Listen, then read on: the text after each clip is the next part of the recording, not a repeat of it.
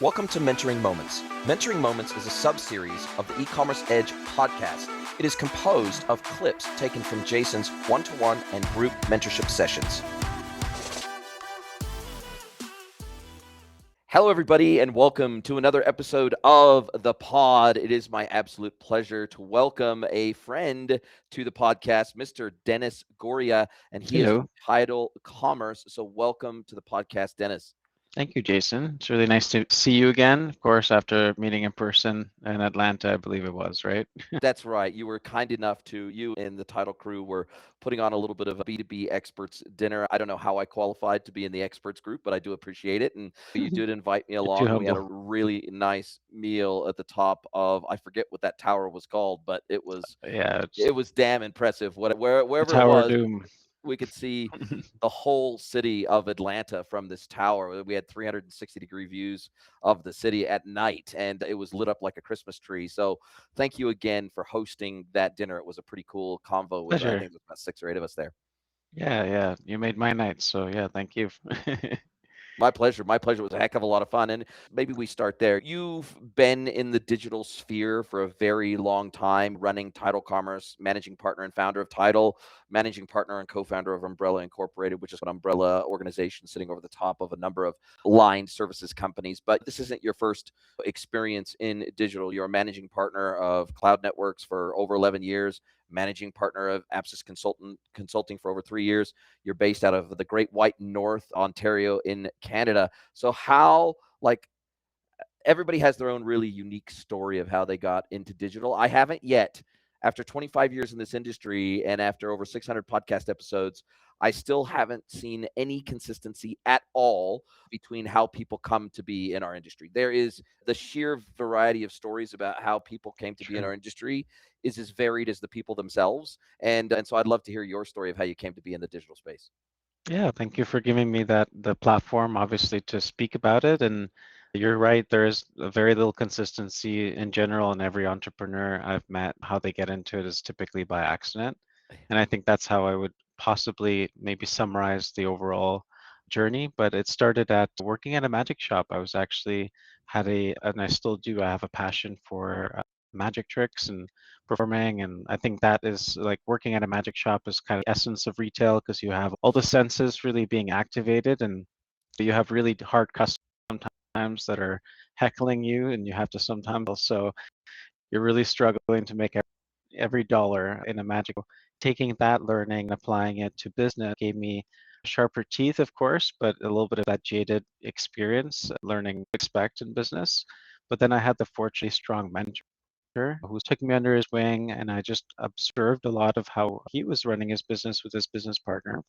And I had an opportunity to work for his company as an intern while I was doing a co-op in high school. So that was my first introduction to what I would say enterprise, which was at that time we were selling essentially, think of it as a networking infrastructure. So Wi-Fi, if you have a like school board or you have a or anything of that sort that's big, we would supply the Wi-Fi and essentially secure it and then manage it as well. So that was first introduction to sales, and from that kind of standpoint, I figured it's very interesting, but it was very dry and not very interesting from like it's not very dynamic, and that work doesn't change. It's either works or it doesn't. So from that perspective, I gravitated to commerce. I think automatically thinking of commerce as like that magic shop experience, that register, that cash register, but perhaps maybe more so online and providing a little bit more of an option to of how they want to transact with the brand. So I can obviously buy something through a marketplace or through directly through a brand,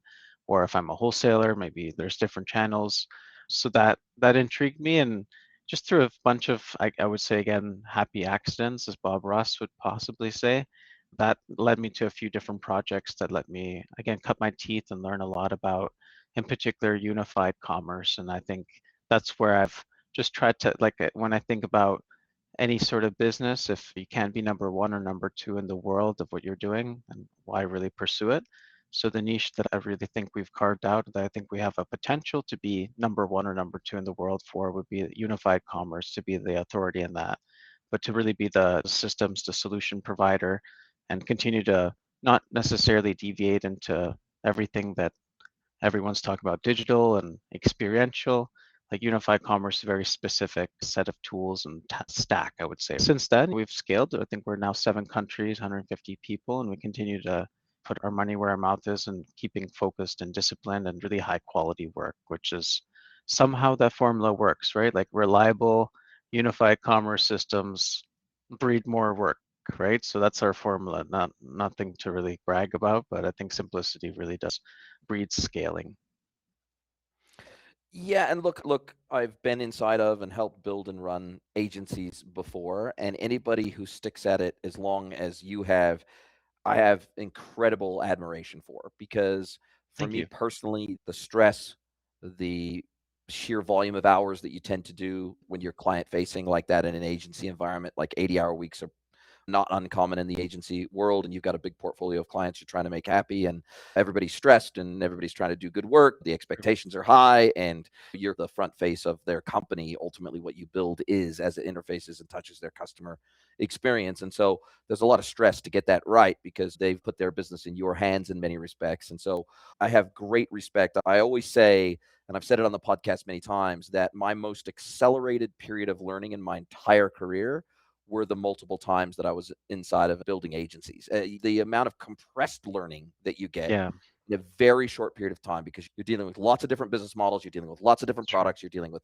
lots of different markets, you're dealing with lots of different industries and verticals and regions and Yeah, complexities that are unique. You're dealing with lots of different tech stacks and lots of different back office systems, and just a variety of work that you get, whether you're dev focused, whether you're marketing focused, whether you're yeah, system integration focused, doesn't really matter. At the end of the day, if you're working inside of an agency, you get exposed to a lot of different stuff really fast.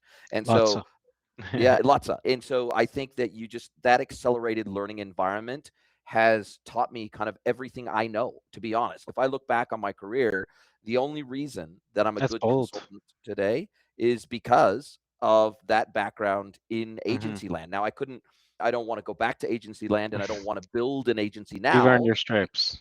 Yeah, because I know how hard that is, and I know how hard it is to do a good job consistently Right. over a long period of time, and I know how hard it is to make payroll every single week. It's like And running a the Michelin star restaurant, right? It's got to be a machine. You got to show up, and I think that's part of the magic. That's some people really that motivates them, right? So, to your point, you really know what you want, though, which is Yeah, good. yeah, absolutely. And let's veer off a little bit into the work that you guys really specialize in, which is that unified omni-channel commerce, whatever you want to call it. AI is making its appearance felt all across the commerce ecosystem, new touch points. Everyone's So, calling it agentic Shopify's just commerce now. So now that's Yeah, the standard. Shopify's just announced the UCP 2 days ago. It's an interesting time to be in the commerce space, and I liken the advent of AI to the advent of mobile. When mobile hit, it Hmm. was totally transformational to everything we did in the commerce ecosystem, regardless of what our role in it was. It changed everything that we did, and Sure. it changed it in a very short period of time. We're talking like less than 2 years, and mobile went from almost nothing to M dot sites. And then we finally realized that we could do adaptive and responsive design instead of having separate M dot sites that we had to maintain independently. And then apps came to Mind the fore, blowing. and it was like, oh my God, now we got to build apps. And I feel like AI is doing that too. But I also feel in parallel with that, and I would love to get your take on this, that B2B e-commerce has Hmm. finally broken through to mainstream consciousness in the B2B hard goods sales world. And that wasn't the case even 2, 3, 4 years ago, and especially pre-COVID. B2Bs just weren't thinking about e-commerce. Maybe they were thinking about EDI. Maybe they were thinking about punch out. Maybe they were thinking about physical sales. Still, even today, depending on the data set you look at, between 40 and 60% of B2B suppliers in the United States today, whether they're manufacturer or distributor, still don't do e-commerce. They don't offer a self-service e-commerce portal. But the tide is turning. I'm getting more. I decided at the beginning of my consulting career to double down and triple down on B2B. And I feel like the That's market right. is starting to come to me instead of me constantly going out to the market and having to evangelize.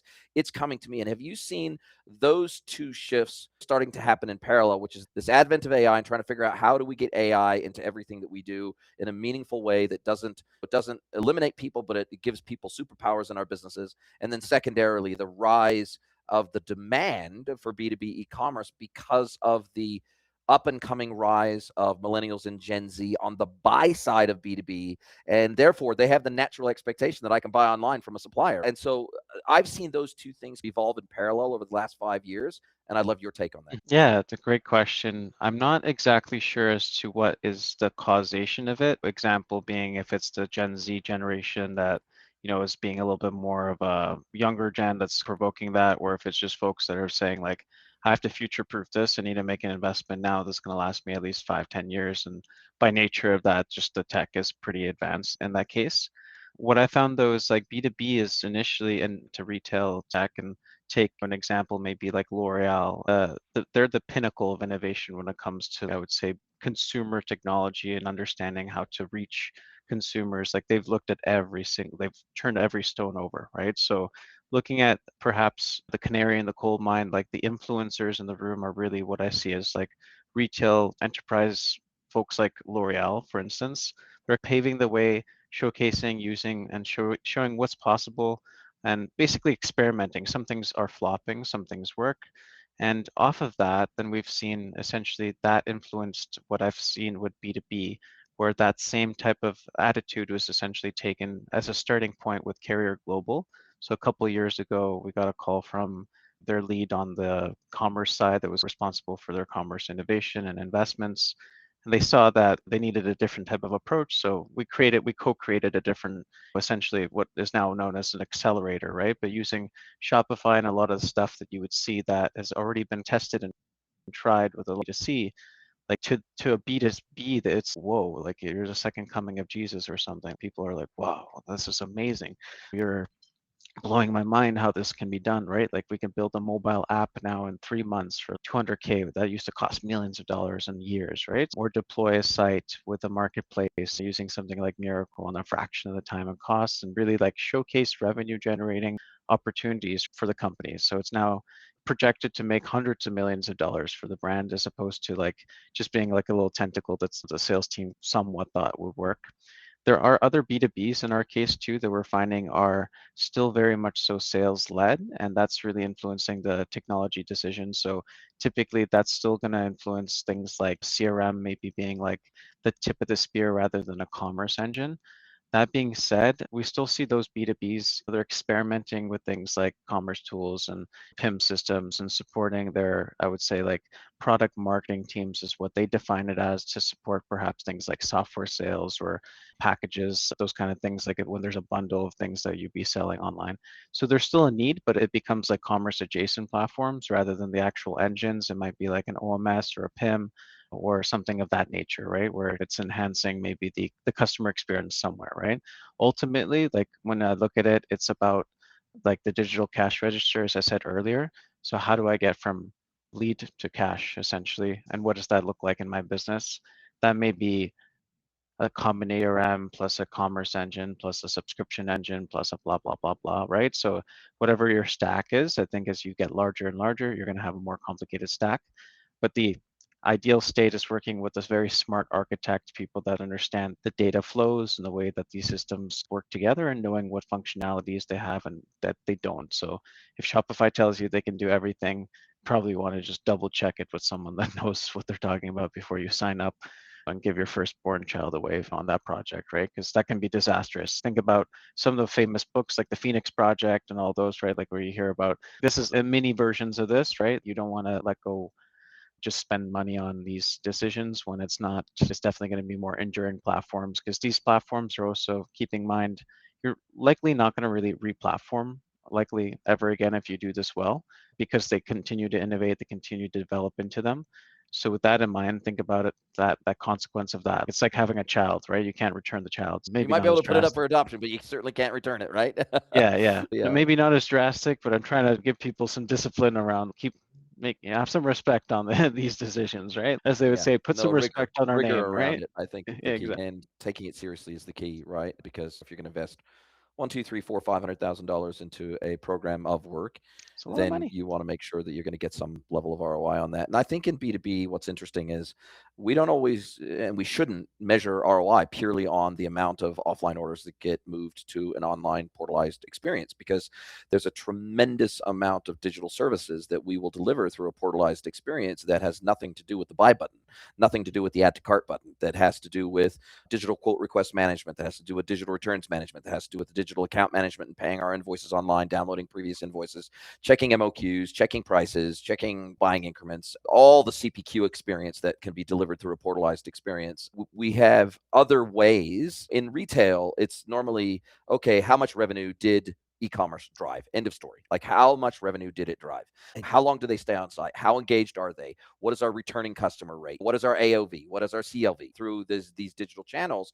Whereas in B2B, it's a little more subtle than that. It's a little bit more nuanced, because we may have transactions going through other channels, but we may be able to offload a tremendous amount of workload from our teams into the portal and into an automated Sure. channel that lowers costs, that brings efficiency to the business, but more importantly, creates a seamless self-service customer experience across all the different facets of what we do as a business, as opposed to just the transaction. And I think that's also something that I try to help my clients when they first come to me. Maybe they're doing e-commerce, like self-service e-commerce, for the very first time. It's like, Yeah. how are you going to measure this project as a success? What are the success metrics that you are going to use to judge this a success? And oftentimes, when they first come to me, they say, oh, we move 25% or 50% of our orders online within the first 12 months, or whatever their metric is, or move 25% of our revenue online, or whatever it is, right? And oftentimes that is such a myopic lens that I have to help expand their thinking about all the ways in which this is going to not only help their business, but help their customer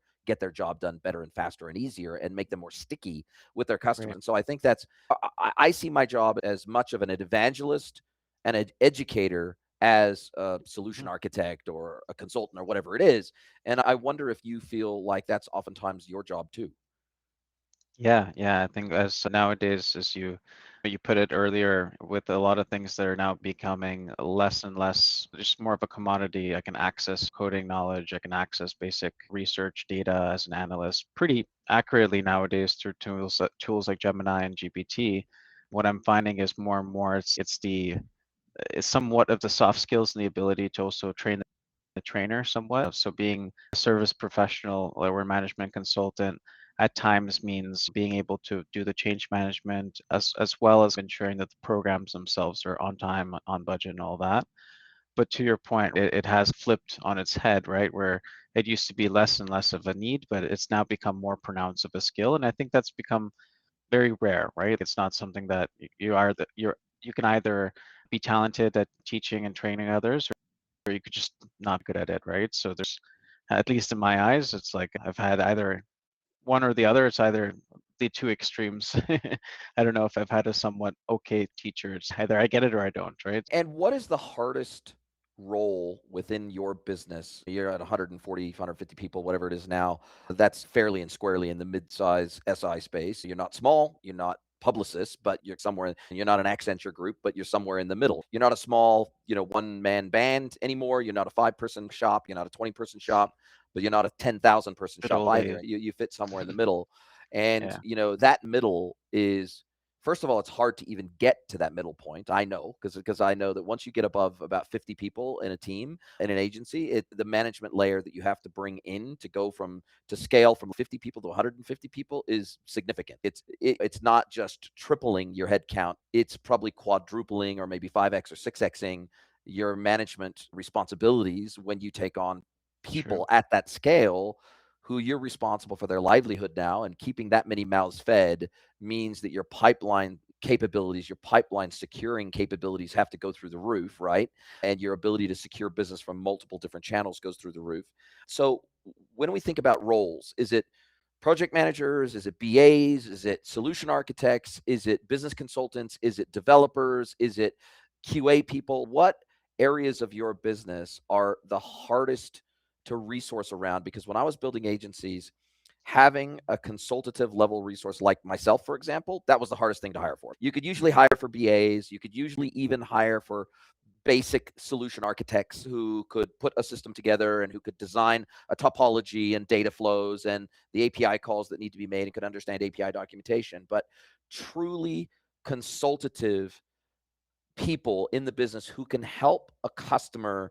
Because half the time when I was working agency side, like probably at least half the time, we would get clients that would come to us. We'd get into the first day of discovery, and half their answers to our questions would be, we don't know. You're the expert. Aren't you supposed to be telling us? And it's, we can capture your requirements, but we're not really. Give me access to the system. Yeah, we can't. Yeah. It's very difficult for us to help you even identify your requirements and Yeah, communicate those requirements to us. And that's where true. consultants like me oftentimes are asked to come in, is to help them identify the requirements in the first place. So, what types of roles do you really struggle to hire for at Title? Yeah, twofold answer when it comes to the techno-functional roles that we call them, because in our space, we're looking at unified commerce as our niche. We're not hiring out for every technology. We're usually looking at our specific strategic stack, and there be a dozen, 2 dozen different technologies in there. So within that, solution architects definitely by far the hardest type of folks to hire for, just because think of it this way, it's someone that has typically 10, 15, 20 years of experience. They've managed very large programs, likely international experience. Typically, they're not going to be like in your neck of the wood. There's no bar they hang out at. So it's like, I've asked, trust me, I literally have asked my architects, I'm like, is there a bar you guys hang out at? They're like, Dennis, what the hell? In terms of the diversity of the skill set of these people, because these are very niche technologies too, that adds another layer of complexity of trying to find the right person. And then on top of that, usually you want an architect that's really good at communicating and engaging with clients. So that again, then tech people sometimes are a little awkward, right? So you want to Yeah. find someone that is able to manage expectations at an enterprise scale, especially if you're dealing with large programs. It's you can be a great coder, but are you a good manager, and are you a good entrepreneur as well, being able to essentially manage somewhat of a kind of co-manage a P&L. So the co-partner to that would be like a client partner or a senior account manager that essentially is responsible for running that client account. So when we look at it, success for us is really growing that account, ensuring that there's like this recurring stride of successful projects and building out reliable systems. So the formula really is, if we build out reliable systems, the customers will trust us to build out more. And as long as it's in our kind of zones, that digital cash register is a kind of an obvious place for people to continue to reinvest in, because it has obvious returns, very in their face returns, right? So that's the first. And the second and fold to that answer is really looking at technical and like functional one. That's one angle of it. We also really hone in on the value side of it. Who are they culturally? So from my perspective, as I mentioned earlier, so if we can't be number one or number two in the world in what we're doing, why are we showing up? It's just not motivated by myself or my co-owners. So at the So end of how the do you day, measure that? How do you measure? So what does best mean? Some businesses it's revenue, to some businesses it's team size, to some business it's reviews, to some people it's referral percentage, some people it's retention. How long do we retain our clients before they churn? How do you quantify and measure best? Because obviously if you want to be playing in an infinite game, which means you don't of course, you don't want to have a yeah. shelf life to your business, right? Either you want to own it indefinitely, or you're positioning it to be go public or to be spun off or to be acquired or whatever it is. And so what is your measure of best? I think of best typically as the one word to sum it up is to be the authority. So if others perceive us as the authority, then in my mind, that's what kind of sets the bar to be the best. And perception is a collection of multiple things. So typically in our industry, you have the choice of mid-market to enterprise. And there's a big disparity between why would an enterprise want to choose a firm like us versus an Accenture versus EPAM, right? If I was to say who's the best right now in the world in unified enterprise digital and commerce, probably EPAM, probably Accenture, right? Because they're the largest, but they're looking at the lens from digital as a whole. That's what they own, right? Looking at the sliver of unified commerce to say, in our space, we probably really have a handful. Apply Digital, or maybe some of the bigger Shopify agencies, but again, they're only focused horizontally on that one platform, where we're as focused agnostically to say you're an enterprise brand. Maybe Shopify it's not hammer nail syndrome here, right? We'll work with Shopify, but if you don't need that right now, like gonna have to engage with you somehow. So it's not just like repetitive churning out theme implementations. It's a little bit more sophisticated. So within that's where I think of like, how can we be seen as the authority, right? So for us, we've been prioritizing essentially clients that make a big impact. And impact is relative as well. But when you look at some of the clients we're dealing with, like Carrier Global, they make a big impact, like you line of sight to climate change. So that's literally part of their commitment, mission statement, 2030. They continue to invest into it, and they continue to find ways to encourage our team to also get behind that and see the line of sight of how does distribution of these residential as well as commercial HVAC systems into the hands of more people that are more efficient. How does that eventually get us to our goal? And then vice versa, there might be other industries that we're dealing with, for instance, impact in like celebrity pop culture.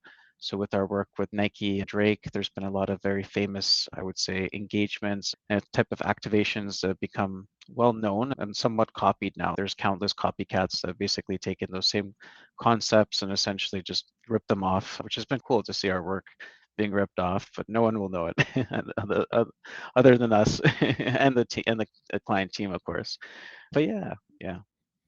It's an exciting time to be in commerce, that's for sure, especially if you want to make a global impact. There's no question about that.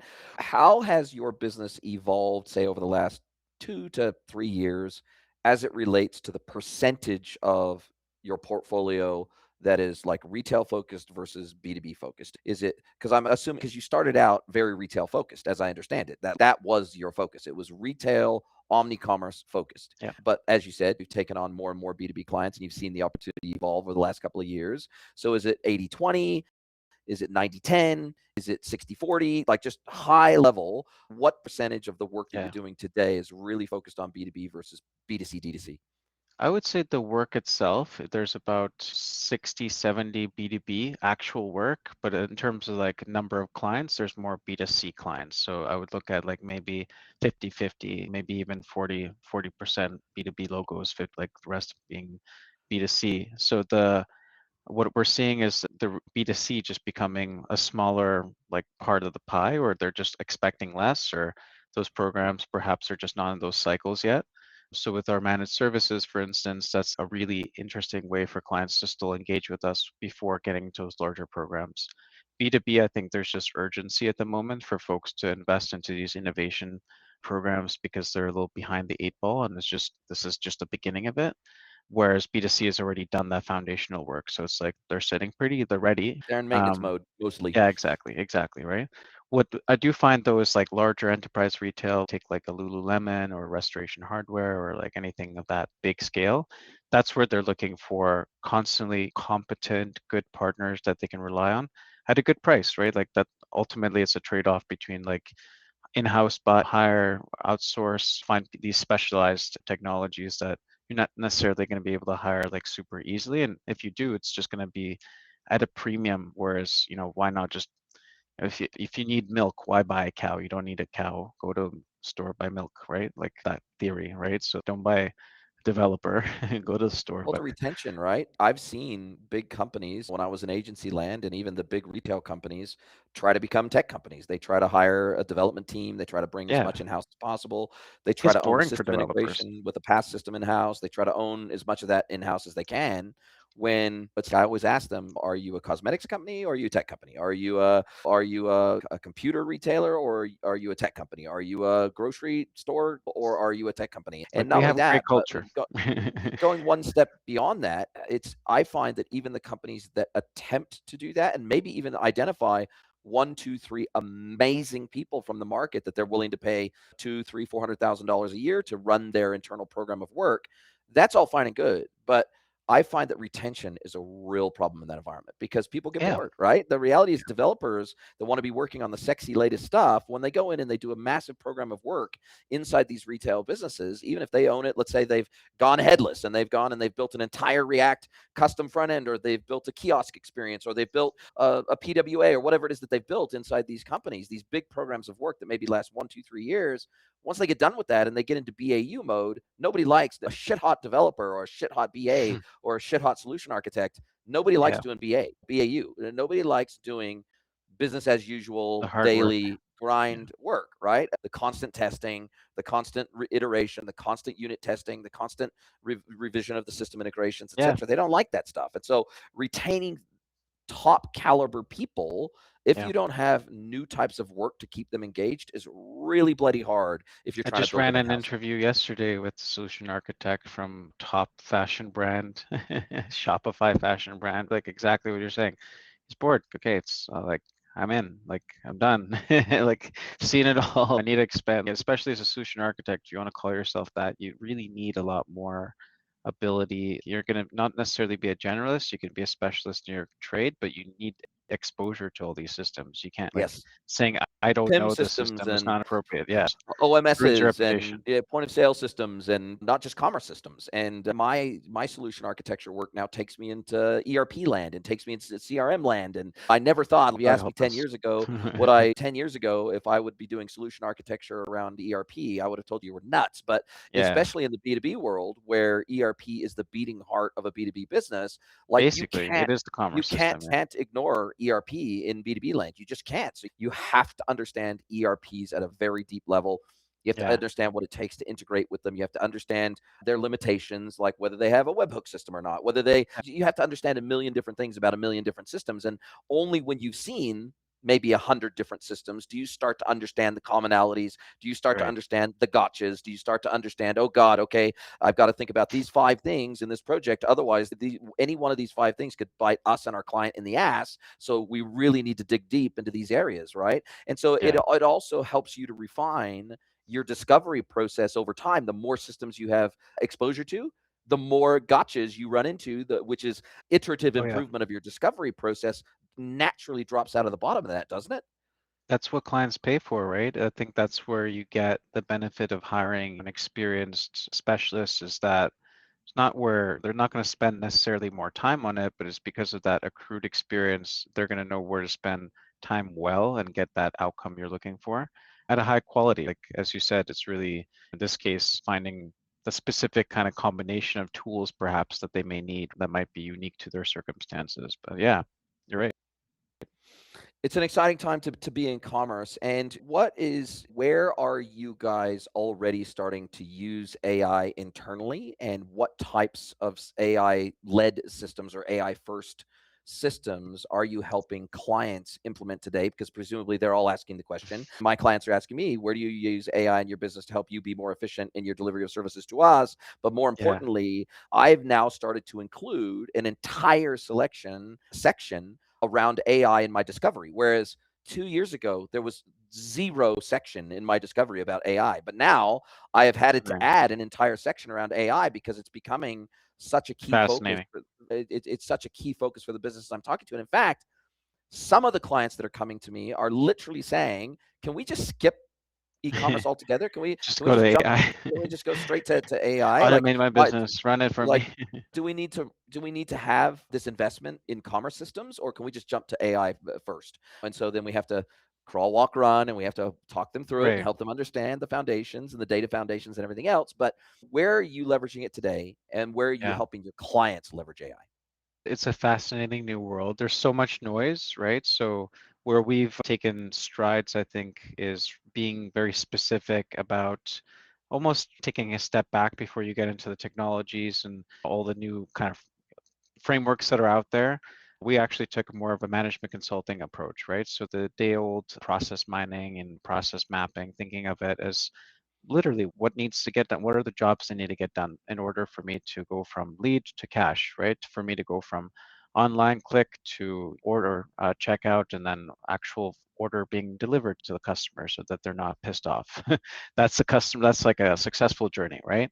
So in our world, because we're using usually within enterprise, you're dealing with multiple systems that are somewhat like almost like Lego blocks stitched together, what we call composable systems. What we find is that because there's many different deviations within the system, so my commerce engine as it interacts with say my payments and plus my maybe my OMS and maybe my product information management, all these systems as they engage together, there's going to be deviations in the processes, and those deviations I think are kind of opportunities for us to leverage like what we call process intelligence. So using these tools, we have these essentially created these accelerators where we can connect to say SAP or Manhattan or Salesforce, commerce tools like a Shopify or whatever tools that the systems are used, like clients are using. In this case, we're trying to be a little bit more agnostic, but again, very specific to commerce. So we only look at that commerce stack. And then we create what is called a process intelligence graph. So in essence, it's if you think about the event logs, so like a sales order, right? It's like a sales order created, and then at the end of the sales order process is like invoices essentially sent, right? So when you look into it and double click, you'd see all the different events in that specific process. And that's what we recreate digital twin on essentially. So we can see from start, what does that specific sales order process look like? Where it gets interesting is, say, if I have a sales order and I want to overlay now a purchase order and my delivery, different what we call objects. Now I'm able to see how do they interplay. So I can see, is there an opportunity now? Perhaps one of the opportunities we often see is like credit checks are sometimes not optimized with clients because the payment authorizations maybe are out of date, or the terms are somewhat not negotiated and the contract is expired. So that being a natural gate, and there's other opportunities, for instance, like late deliveries. Like we know late deliveries are going to cause bad experiences for the customers and likely like a low CSAT. So in that opportunity kind of bucket, we can see and we can double click and see why are late deliveries being created, what's happening here. And using those tools, that's eventually where AI is able to essentially help us, I would say, codify this data and help us serve up insights in a more if you can imagine the spaghetti mess of data and like the map and what a digital twin like this would look like.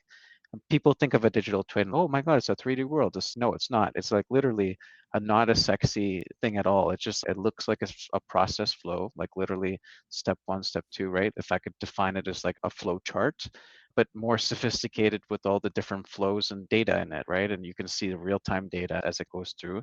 So I can capture like my order ID in there. It's like the most relevant stuff. It's not capturing everything, it's just the most relevant stuff. So in that world, that's where we combine then our specific subject matter expertise is unified commerce and say, okay, let's double click into fraud, right? Maybe there's a lot of payments.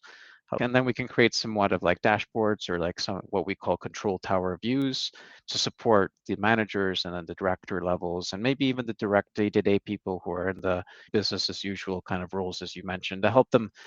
Sometimes we actually identify ways to fully automate. So what we call a touchless order or touchless invoice at the end of the day, like that kind of that state being like the mecca, that's like the end goal. If we can enable that using like commerce technologies, that becomes a win, right? But that's not necessarily the full story anymore. It's kind a jury speak where like commerce is one part of it, and then I have my order management. So, oh shit, my marketplace data, product information isn't relevant, and therefore my sales are down on that channel. Now all of a sudden you're talking about a product information management system, right? So it's really a little bit of a dynamic process that I believe is tailored to where the customer is at that point. So I often think of it as, to your earlier question on discovery, it's honestly just helping, trying to understand better. It's not prescriptive. It's never, let me tell you how to do commerce. It's, dude, you've been in business. You're obviously a multi-billion-dollar company. I think you know how to do a couple of things in commerce, probably teach us a couple of things too, right? Let us show you how we're using technology, and maybe that will help accelerate what you're already doing really well. And internally, are you guys using ChatGPT? Are you using Copilot? Are you using what kind of AI tooling are you using internally to help your team be more efficient in code that you develop or the integrations that you build or whatever it might be? Yeah, all the above. We're using every single tool. We have a actual lab, a research lab. I felt it was important enough to invest into hiring up dedicated people that are essentially just creating our own IP as well as understanding better how to leverage these technologies, and then helping onboard our team with the use of, be it like Copilot, for instance, for coding, or something like GPT or Gemini for the consultants and associates team, a combination of different tools. And then we're always experimenting as there's just a myriad of different wrappers around too. So we've created our own central, I would say, control tower as well to be able to manage in a safe way, like the control of data and see what our team is actually using with their own privately hosted, I would like models as well. So like off within our own servers. That being said, capable obviously than compared like to a Gemini. So there's preferences, of course, but it comes down to the utility of what is it being used for. So there's a combination of different use cases. What we did is we put out the ask to all the team leaders to say, where do you think this could support you? Rather than us, again, being prescriptive, we wanted them to maybe share insights with where's the manual work, what's really repetitive. And we found that anything that's repetitive and something that can be somewhat quickly governed through a gut check, like a quick end check, those were the best sort of tasks to start with. And because that's been a great proof point that obviously has saved time and obviously made more money, that's now allowed us to springboard more complicated tasks that have maybe different gates and combination of agents. So our end state right now is we're continuing to actually look for an AI kind of dedicated leader that can really take that edge of unified commerce, combining it with agentic tools, be a be a leader in that space, grow something really amazing. But overall, like looking at what I talked about earlier, it's really about using these tools in our toolkit. It's not commerce isn't changing. It's been the way for millennia, right? So that's not going anywhere. What we're talking about is systems and systems technologies. Sometimes it's just about people, and having the role, I would say, is ultimately problemo number one. Without that's oftentimes where things are going haywire. It's not really the technologies, it's just not really having the right people on the bus, to be frank. And I think a lot of people just aren't willing to admit that. Yeah, no question about it. And how do you see this announcement from Shopify around UCP and them wanting them coming up with an dedicated agentic plan, even if you don't run Shopify for your normal commerce operations? I don't know, let's say you're B2B, but you want to get listed in all the large language model generative AI platforms, then they're going to help you do that. They're going to have a direct connection and a direct API level integration with ChatGPT, Gemini, etc. Yeah. And they say that UCP was co-developed in conjunction with Google. So we see there's two camps forming here a little bit, which is ChatGPT and Striper doing some big stuff with ACP, and then we got Shopify and Google doing some big stuff with UCP. They meet different needs ultimately behind the scenes, but there definitely seems to be some standards emerging now, which is good to see. MCP was an early standard. That seems to be an emerging standard for behind the scenes two agentic systems to talk to each other and share data with each other, which is pretty cool. Lots of e-com platforms out there, including MCP servers in their core platform now, to where it's easy. It's literally flick of a switch and flick it on. The Jaggers, the Coupas, the Ariebas of the world, the e-procurement platforms are telling us already that agentic procurement is coming. They're already starting to inject agentic procurement capabilities into their platform in the next 12 months. That tremendous amount of procurement will probably be automated, so long as the suppliers can also have agents on their side that their agented procurement agents can speak to digitally. So there's the pace of agentic commerce in all of its guises: retail agentic, B2B agentic, Salesforce automation, not Salesforce the platform, Salesforce the function, Salesforce automation through multimodal and conversational AI is starting to become a thing, especially in the B2B world. We're automating the intake of POs that are sent as a PDF, and we're stripping those out of emails, and we're automatically mapping those into commerce systems, and we're taking inventory or quote requests agentically through WhatsApp and Slack and Teams, and we're responding agentically to that instead of needing a human being and a human account manager to be on the other end of that and then respond human to human Yeah. anymore. We can automate a tremendous amount of that. Now, we used to call that RPA, or we used to call that, there was different ways we used to do this historically, and even OCR could get us maybe 60% of the way there of being able to read a PDF and then scan it and then convert it Mhm. into something meaningful. But it feels very much like we're at a whole new level now. When you combine multimodal AI with conversational AI, now what we can do, it goes way beyond what we used to be able to do with business process automation, robotic process automation, and OCR. This is a whole new level. It's really interesting because we can be proactive with rather, I think right now the state a lot of businesses are in is a really reactive state. Oh my God, my site is down. Oh, I got hacked. Being proactive in kind of a real-time sense is using these tools that I mentioned earlier, like the process intelligence or these digital twins. Think of them as diagnostic tools at the core of it, right? Like a health check. Obviously, you can't be everywhere all at once. You're not Michelle Yu or whatever the main actress is. The theory here is really using these tools. If you can get the setup right, overall diagnostics, using these as an operations system ends up helping you accelerate your business management, because you shouldn't be fighting fires. These tools are meant to help you focus your time on better, bigger tasks, right? So if you look at it from that perspective, it's not meant to replace you, right? There is a case to be made where I can automate things that, say if you have a team of 100 customer service people and your wait time is still 1 hour on the phone, you have no business having a customer service team. So let it up, let the ego go, right? Let's talk about it, right? We'll have the vulnerability circle and all that. But at the end of the day, you're not doing well on that, so let's have a chat about how we can maybe automate some of it and maybe offload it to a self-serve system. Have some mercy on your customers, Jesus. So with that kind of philosophy around, I think of it maybe if you take the lens of serving your customer better and how can I meet them where they're at, rather than just AI for the sake of AI, right? I remember when this was really hot about a year ago, some of our clients, like their CIOs, there's one client of ours that has, I think, 8 CIOs, and their mandate was like, we need a 400 AI projects this quarter. We were like, who's paying for it? Who's paying Wow. for it? Where are they coming from? And they weren't telling us, they were telling everyone in the company this, right? So it's come up with projects, right? They just wanted to shake the trees to see.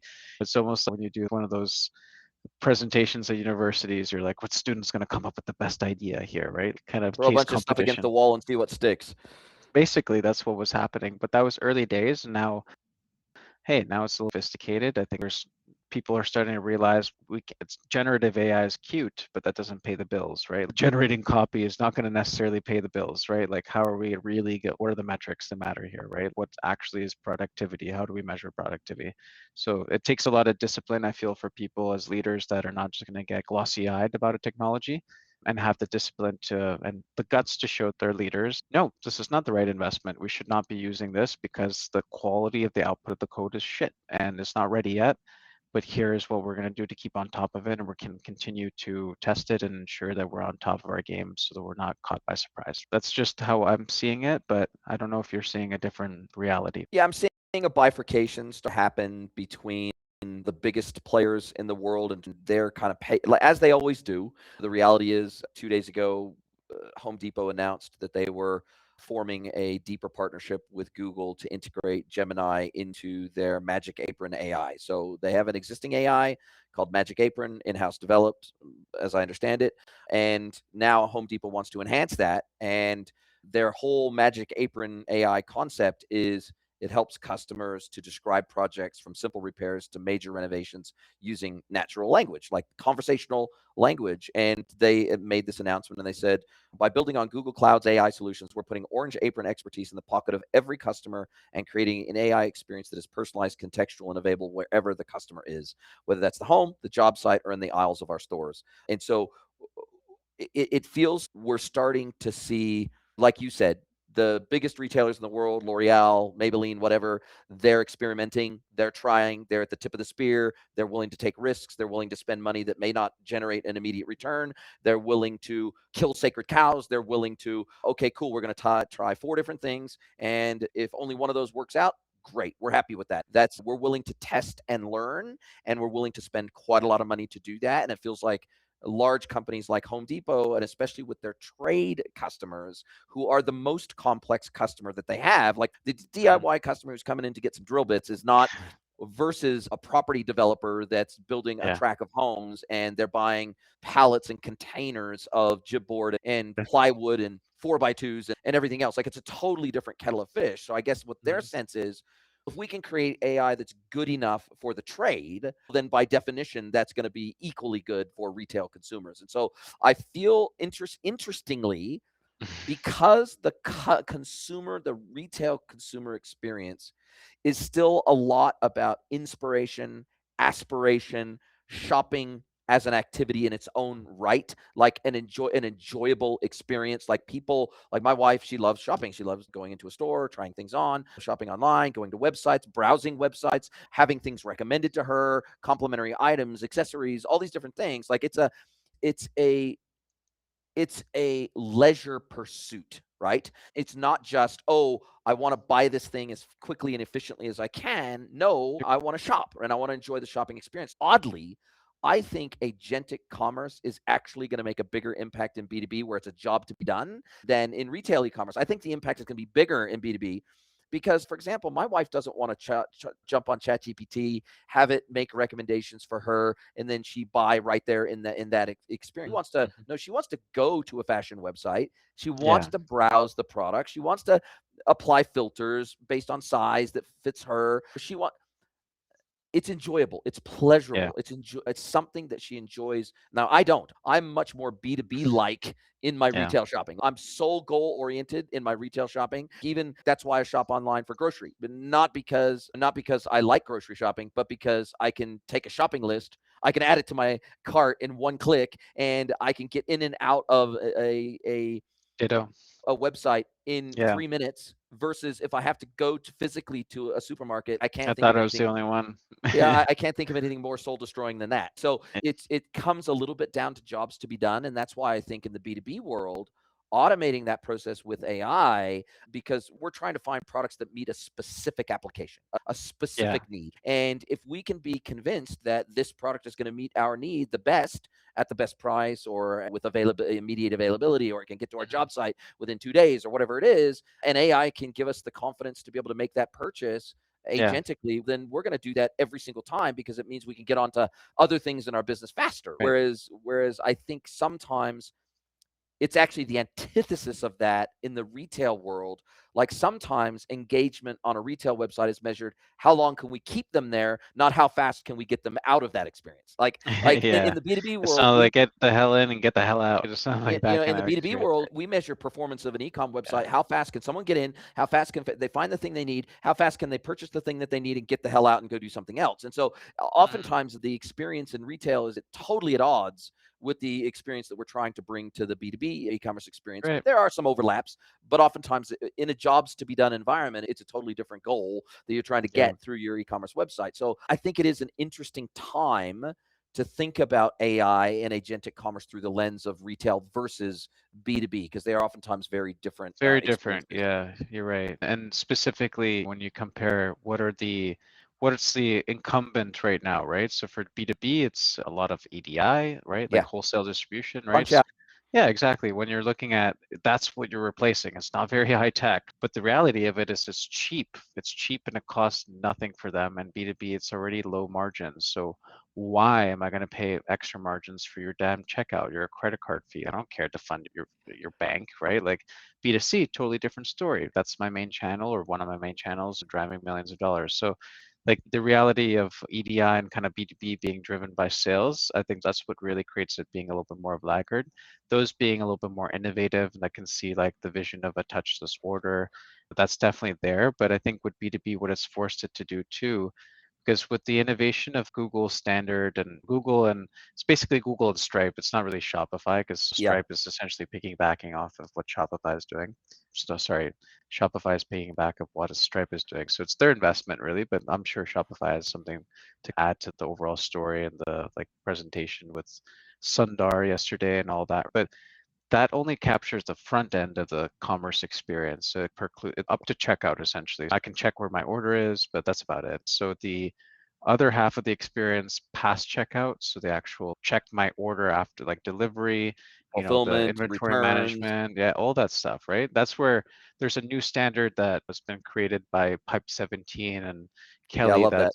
came from Commerce Tools. Onyx. So yeah, we joined actually as like a founding member of that, which I think being able to have our team contribute to the solution architecture and the technical actual framework of it is pretty cool. But the vision of it is to your, I think a little bit more aligned with the B2B use case where it's about driving efficiencies around help my technician get the replacement part for this HVAC faster rather than, oh, I'm feeling inspired today. Let me go on Pinterest and see what HVAC part I really want. That's not how they buy it in B2B. Yeah. We're not shopping for dresses here. We're buying like specifically, I gotta I gotta rebuy my cleaning supplies, right? Or I gotta buy more French fries for my franchisees. I've seen all these different use cases. And if you think of it, like even franchisors and franchisees, we had a project with McDonald's and that was a commerce case. I'd never thought of it, but it's like they're reordering janitorial supplies. They're Replenishment. reordering. Yeah, it's like they have like it's a big deal for someone that's working at McDonald's to get their uniform.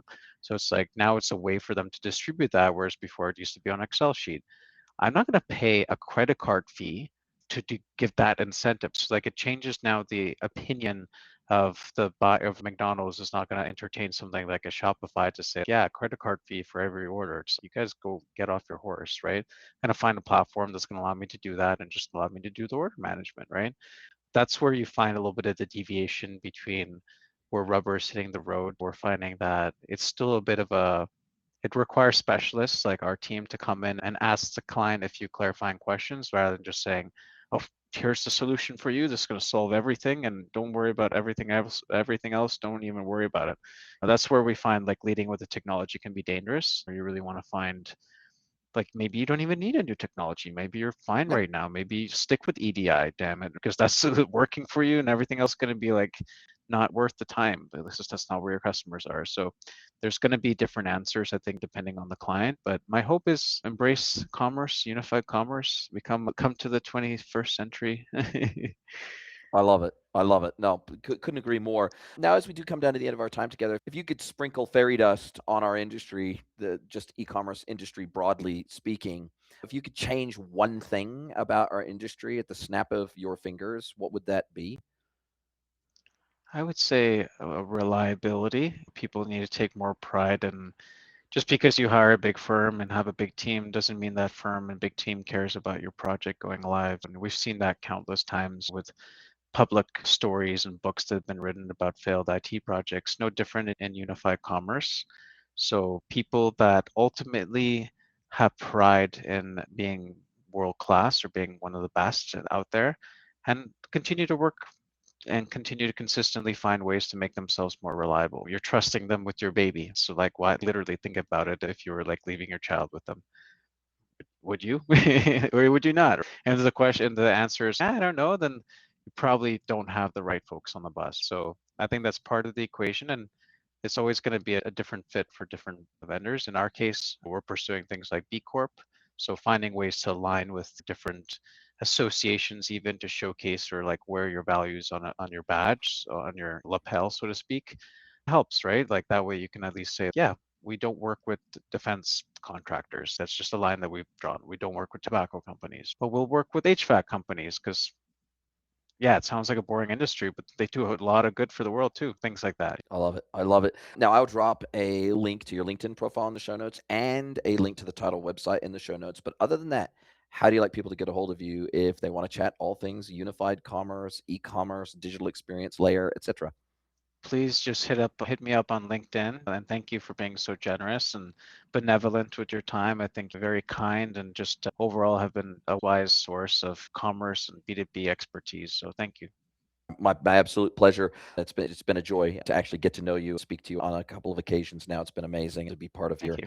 your WhatsApp group as well. It's been super cool, super cool. And I've actually had some Thanks. conversations with a couple of people in the group who had some Oh, questions glad. about ERP and stuff. Oh, So I'm really we glad. took a few conversations offline. So it's been really interesting. You come down to the end of Study our. about you. I'm sorry. You're the success story. You're the success story case study about you. Oh yeah, it's been great. It's been great. It's been great to have some conversations with some people in the group and just give them free advice. It's been amazing. It's been really Yeah. wonderful. I believe a rising tide floats all boats. So that's the title. But as we do come down to the end of our time together, this is where I get to flip the script. I get to hand the microphone over to you.